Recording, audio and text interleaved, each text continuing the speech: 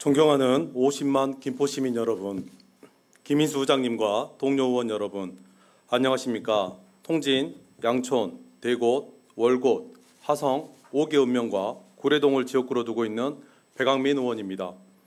먼저 5분 발언의 기회를 주신 의장님과 동료 의원 여러분께 깊은 감사를 드립니다.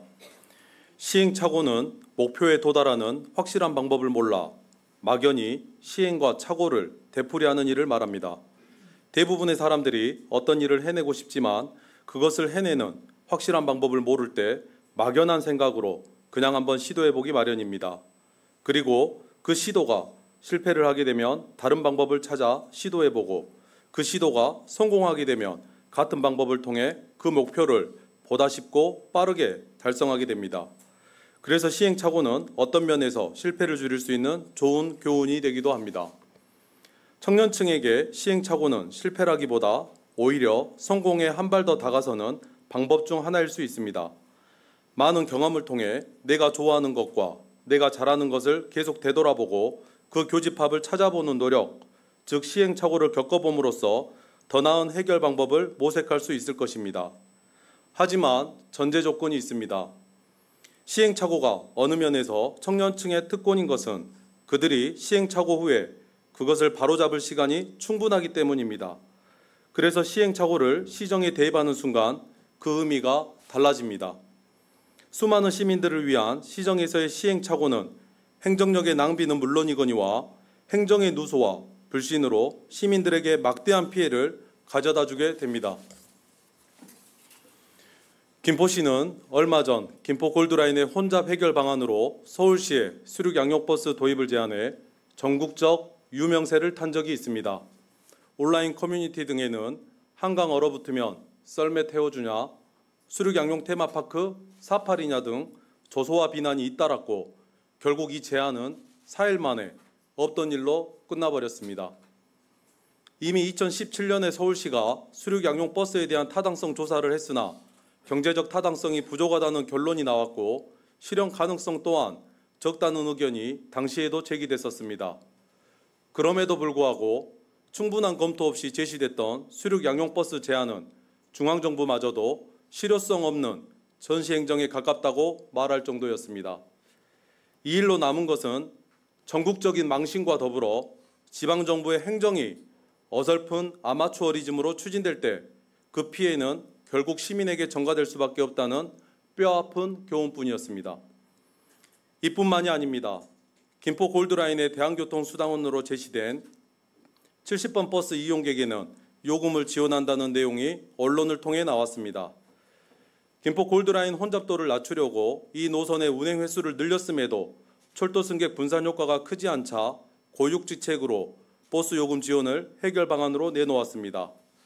하지만 요금 지원을 하려면 보건복지부 사회보장협의회 심의도 받아야 하고 지원 근거를 담은 관련 조례도 제정해야 하며 요금 환급 시스템 개발도 필요합니다. 무엇보다 시민들이 1만 원 내외의 요금 지원을 과연 반길지 70번 버스를 이용하지 않는 타 지역 주민과의 형평성은 고려한 것인지도 의문입니다. 여기에서 비교해볼 시책이 있습니다.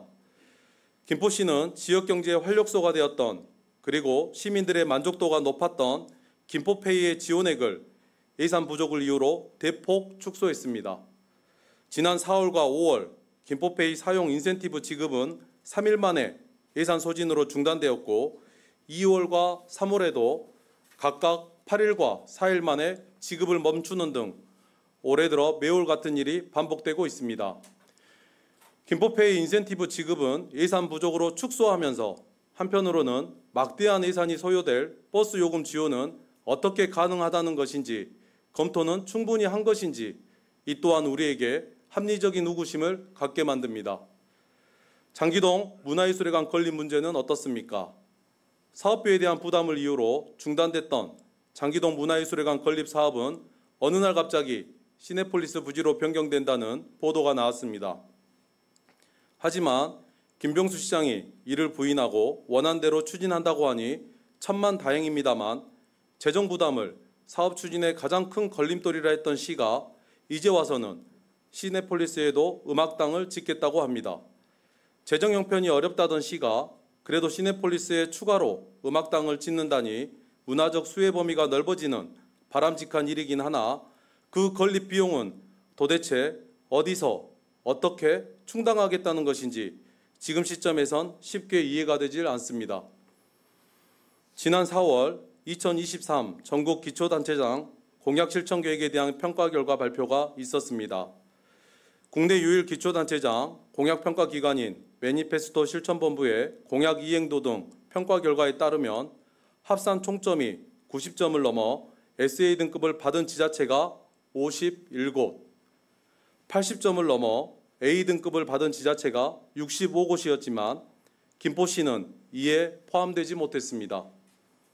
수륙 양용버스 추진, 버스 이용객 이용요금 지원 등 설익은 정책 발표에는 그 어느 지자체보다 빨랐던 김포시가 전국 기초지자체의 절반이 공약 이행도 평가에서 우수를 받을 때 이에 대한 반성은커녕 사실을 숨기기에 급급했습니다. 민선 8기는 교통이 통하는 도시를 지향합니다. 시민들이 민선 8기를 선택한 이유도 시민들의 수건인 교통 문제 해결에 있다고 판단됩니다. 교통 문제는 중앙정부는 물론 관련 지자체와의 치열한 논의와 막대한 재정 등 넘어야 할 산이 많은 중차대한 일입니다. 어떻게든 되겠지 하는 어설픈 생각과 시민 동의가 없는 억지 논리로 섣부르게 접근한다면 100% 실패하게 될 것입니다. 교통은 그 어떤 정책보다도 신중한 검토와 전문적인 능력이 필요한 분야입니다. 그래서 지금은 모 대학교에 개교 70주년 엠블렘과 판박이로 만들어 놓고 전국 최초의 70번 버스 노선 브랜딩이라 홍보할 때가 아닙니다. 우기 대책이라고 공직자를 동원해 배수구 낙엽 처리반을 운영하는 아마추어와 같은 땜질식 처방을 반복할 때가 아닙니다. 시정에 시행착오가 더 이상 있어서는 안 됩니다. 하지만 만에 하나 시행착오가 있었다면 그 실수에서 배우는 것이 있어야 합니다. 시정은 연습 시간이 없습니다. 교통 문제와 건폐장 및 환경 문제, 교육 문제 등 산적한 문제 앞에 놓여 있는 김포는 더더욱 연습할 시간이 없습니다. 얼마 전 제223회 임시회에서 철도과에 요청했던 김포시 광역철도 타당성 조사 및 전략계획 수립 연구 중간 영역 보고는 결국 묵살되었고 이는 임시회 파행이라는 극단적 결과까지 초래한 바 있습니다. 그런데 김포 시민을 위해 끝까지 비공개라던 자료는 경기도의회 도의원님의 SNS를 통해 알게 되는 웃지 못할 현실도 있었습니다. 김병수 김포시장님께는 김포 시민과 그 대의기관인 의회가 그냥 가만히만 있었으면 좋겠는 귀찮게 때를 부리는 존재에 불과한 건가 싶습니다. 김병수 시장님, 소통을 못하겠으면 소통이 하기 싫으시다면 시민을 위한 일이라도 제대로 잘해 주십시오. 이제라도 민선 8기 김포호가 시정의 메커니즘을 올바로 파악해 항로를 바로잡기를 간절히 바랍니다. 경청하여 주신 동료 의원 여러분과 관계 공무원 여러분께 감사합니다.